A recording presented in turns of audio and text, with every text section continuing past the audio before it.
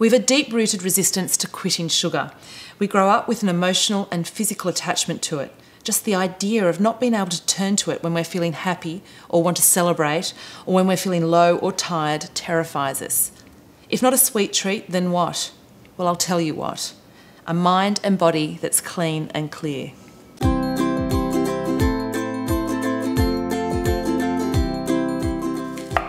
I guess it started as something of a curious experiment. You know, I was writing in a magazine column at the time and I was stuck for a topic, so I decided to quit sugar just for 2 weeks to see how it went. I also had an autoimmune disease and every doctor had told me to quit sugar. I really did not want to do it, but I guess it gave me the extra impetus.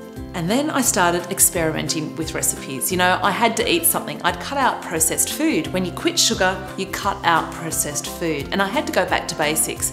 Before I knew it, my experiment had gone further and I had a cookbook. So some of the favourite recipes in the book, you know, I get feedback on my blog constantly, you know, from readers. The crunchy nut cheesecake is a real hit.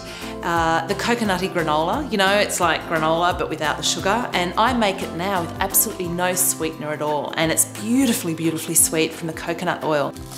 At the end of the day, when you cut out sugar, you're cutting out processed food, you know, and you're getting back to eating the way that our grandparents used to eat before the advent of sugar and metabolic diseases. You know, it really is just about getting dense nutrition into your diet.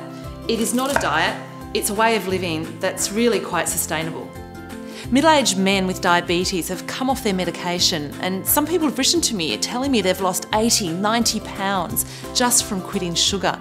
And then there's all those people who've changed the way they cook from my recipes. You know, that kind of thing really, really gladdens me.